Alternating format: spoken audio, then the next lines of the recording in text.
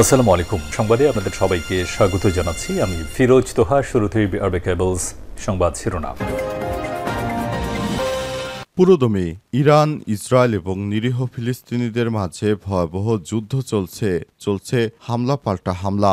এরই মাঝে আমাদের হাতে এসে পৌঁছেছে যুদ্ধের সর্বশেষ গুরুত্বপূর্ণ সবথেকে তাজা আপডেট সংবাদ আপনাদের জানিয়ে দিব। প্রথমেই জানাবো, গাজায় একদিনে নতুন করে ইহুদিবাদী ইসরায়েলের হামলায় আরও ৭৮ জন নিরীহ ফিলিস্তিনি নিহত। যুদ্ধবিরতির আলোচনা চললেও গাজায় থামছে না ইহুদিবাদী ইসরায়েলের বর্বর সামরিক অভিযান। গাজা উপত্যকায় ইসরায়েলি বাহিনীর হামলায় একদিনে কমপক্ষে ৭৮ জন নিরীহ ফিলিস্তিনি নিহত হয়েছে। তবে নিহতের সংখ্যা আরও বেশি, কারণ অনেকের লাশ এখনও ধ্বংসস্তূপের নিচেই চাপা পড়ে আছে। এরপর জানাবো, গাজায় মানবিক শহর প্রস্তাবের নিন্দায় ইসরায়েলের বিরোধী নেতারা। গাজায় তথাকথিত মানবিক শহর গড়ে তোলার বিষয়ে ইসরায়েলের পরিকল্পনার সমালোচনা করেছেন দেশটির বিরোধী নেতারা। আজ সংবাদ মাধ্যম দ্য মিডল ইস্ট মনিটরের এক প্রতিবেদনে কথা জানিয়েছে তারা। এদিকে রাশিয়া থেকে তেল কিনলেই পড়তে হবে মার্কিন নিষেধাজ্ঞায়, ট্রাম্পের হুমকি। মার্কিন প্রেসিডেন্ট ডোনাল্ড ট্রাম্প ইউক্রেন যুদ্ধ বন্ধের জন্য পুতিনকে ৫০ দিনের সময় বেঁধে দিয়েছেন। এই ৫০ দিনের মধ্যে যদি ইউক্রেন যুদ্ধ বন্ধ করতে না পারে পুতিন, তাহলে পুতিনের দেশ থেকে যারাই জ্বালানি তেল কিনবে তাদের উপর নিষেধাজ্ঞা আরোপ করা হবে, এমন হুমকি দিয়েছেন তিনি। খবর রয়টার্সের। এদিকে গুপ্তচরদের বিরুদ্ধে কঠোর শাস্তির বিধান পাশ করল ইরান। ইরানের সংসদে গুপ্তচরবৃত্তির শাস্তি বাড়ানোর জন্য একটি সংশোধনী প্রস্তাব বিপুল ভোটে অনুমোদন করা হয়েছে। বিবিসি বাংলার এক প্রতিবেদনে তথ্য প্রকাশ করা হয়।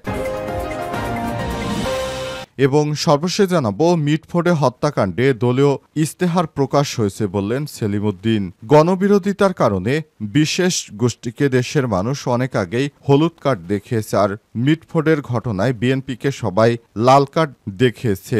আজ বাংলাদেশ জামাত ইসলামের নির্বাহী পরিষদের সদস্য ঢাকা মহানগর উত্তরে আমির মোহাম্মদ সেলিম উদ্দিন জানিয়েছেন, বাংলাদেশের মানুষ তথাকথিত রাজনৈতিক দলকে এবার লাল কার্ড দেখিয়েছে।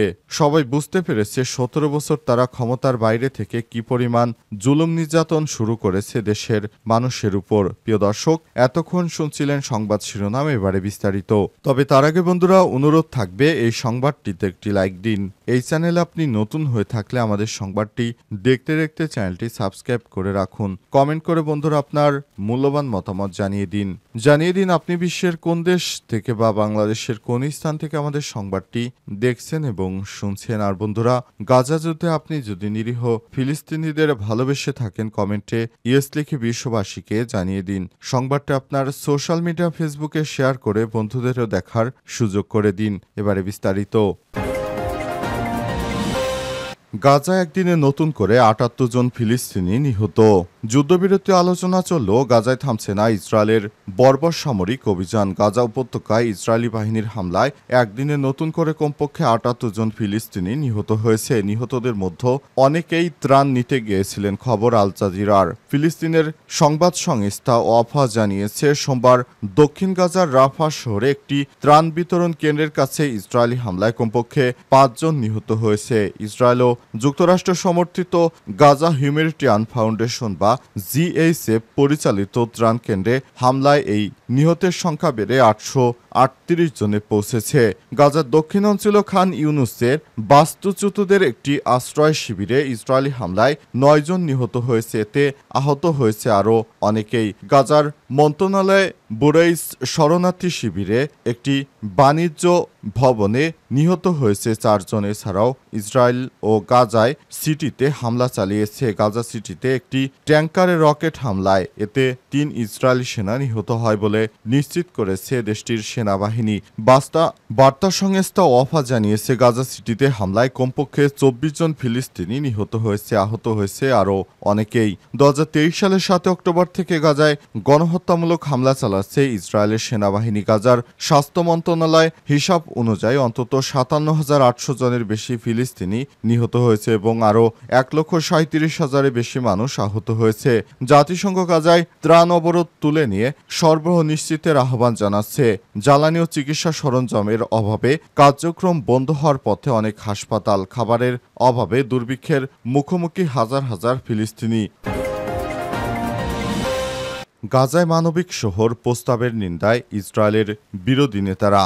গাজায় তথাকথিত মানবিক শহর গড়ে তোলার বিষয়ে ইসরায়েলের পরিকল্পনার সমালোচনা করছেন দেশটির বিরোধী নেতারা। আজ সংবাদ মাধ্যম মিডল ইস্ট মনিটরের এক প্রতিবেদনে এই তথ্য জানানো হয়েছে। সংবাদ সংস্থা আনাদুলুর প্রতিবেদন অনুযায়ী গাজায় রাফা অঞ্চলে কথিত একটি মানবিক শহর নির্মাণের জন্য তেল আবিব $400 কোটি বরাদ্দ করছে। এমন পরিকল্পনা হাতে নেওয়ার পরই ইসরায়েলের কয়েকজন বিরোধী নেতা প্রধানমন্ত্রী বেঞ্জামিন নেতানিয়াহু সরকারের তীব্র সমালোচনা করেছেন।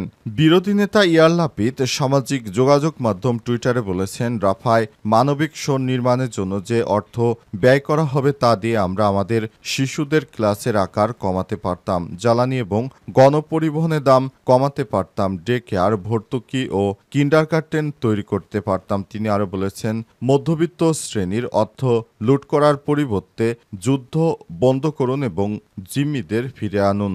ডেমোক্র্যাট পার্টির প্রধান ইয়ার গোলান বলেছেন, ইসরায়েল সরকার এক ধরনের মানসিক বিভ্রান্তিতে আছে। তারা নিজেদের ত্রাণকর্তা ভাবতে শুরু করেছে। এক বিবৃতিতে নেতানিয়াহু সরকার সমালোচনা করে তিনি বলেছেন, সরকার যুদ্ধে ক্ষতিগ্রস্ত একটি হাসপাতাল পুনর্নির্মাণের পরিবর্তে গাজায় $400 কোটি খরচ করে মানবিক শহর গড়ে তুলতে চাইছে। সরকার নিজেকে ত্রাণকর্তা ভাবার মতো মানসিক সমস্যায় ভুগছে বলে মন্তব্য করেছেন তিনি। আরও বলেছেন, এটি এমন একটি পরিত্যক্ত সরকার যা তার নিজের নাগরিকদের ঘৃণা করে। ইহুদিবাদী ইসরায়েলে এমন সরকার দীর্ঘদিন ধরে চেপে বসে আছে, যারা পৃথিবী জুড়ে যুদ্ধ বাঁধিয়ে চলেছে। রাশিয়া থেকে তেল কিনলে পড়তে হবে মার্কিন নিষেধাজ্ঞায়, ট্রাম্পের নতুন হুমকি।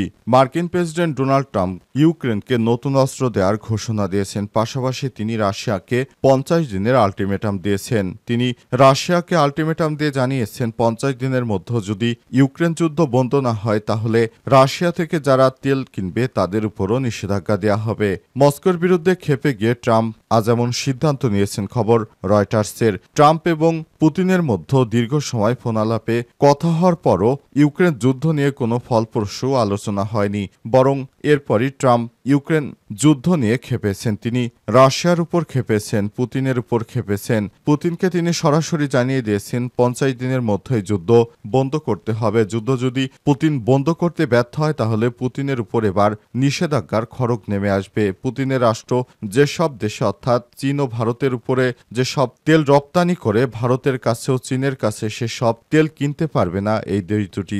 এসব তেল যারাই কিনবে তারা নিষেধাজ্ঞার আওতায় পড়বে, এমন সতর্কবার্তা দিয়েছে ডোনাল্ড ট্রাম্প। ডোনাল্ড ট্রাম্প আরও বলেছে, পুতিনকে মনে করেছিলাম খুবই নম্রভদ্র মানুষ, কিন্তু তার আড়ালে তিনি একজন খুনি। তিনি তার নিজের সৈন্যদেরকে হত্যা করছেন, পাশাপাশি ইউক্রেনের সেনাদেরকেও হত্যা করছেন। এই হত্যার দায়ভার কোনোভাবেই পুতিন এড়াতে পারে না। সুতরাং পুতিনকে অবশ্যই শাস্তি দিতে হবে। তাকে 50 দিনের মধ্যে যুদ্ধ বন্ধ করতে হবে, তা না হলে তার বিরুদ্ধে নিষেধাজ্ঞার খড়গ নামাবে যুক্তরাষ্ট্র।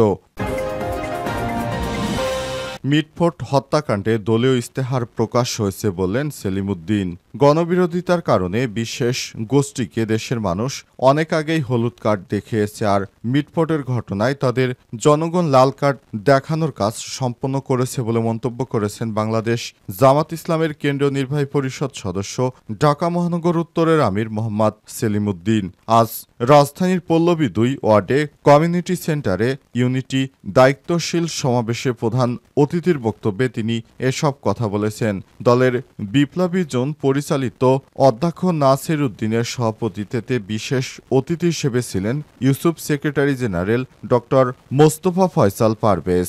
সেলিম উদ্দিন বলেছেন, তথাকথিত প্রথাগত রাজনীতি দেশ ও জাতিকে কিছুই দিতে পারেনি, বরং বস্তাপচা রাজনীতিতে দেশের মানুষকে খুন, ধর্ষণ, চাঁদাবাজি, রাহাজানি, টেন্ডারবাজি, দুর্নীতি ও লুটপাট উপহার দিয়েছে। কথিত রাজনীতির ধারাবাহকরা দেশটাকে ধ্বংসের দ্বারপ্রান্তে নিয়ে এসেছে। তারা প্রতিদিন মানুষ হত্যা করছে। দুর্নীতি, চাঁদাবাজি, খুন, ধর্ষণ, রাহাজানি, টেন্ডারবাজি, দুর্নীতি, লুটপাট উপহার দিতে শুরু করেছে। লন্ডনে বসে দেশটাকে ধ্বংস করার চক্রান্ত করছে। কথিত রাজনীতির ধারক বাহকরা কথিত রাজনীতির মাধ্যমে নিজেদের আখের গুছিয়ে নেয়ার কাজে সবসময় ব্যস্ত থেকেছে, কিন্তু জুলাই বিপ্লবের মাধ্যমে দেশে একটি ইতিবাচক ও মৌলিক পরিবর্তন এসেছে। ফলে অপরাজনীতির ধারক বাহকরা এখন অসহায় ও এতিম হয়ে হিতাহিত জ্ঞান হারিয়ে প্রলাপ বকতে শুরু করেছে। তাদের হাত থেকে বাংলাদেশকে রক্ষা করার জন্য বাংলাদেশ জামাত ইসলাম কাজ করছে। আপনাদের প্রতি একটি অনুরোধ, আপনারা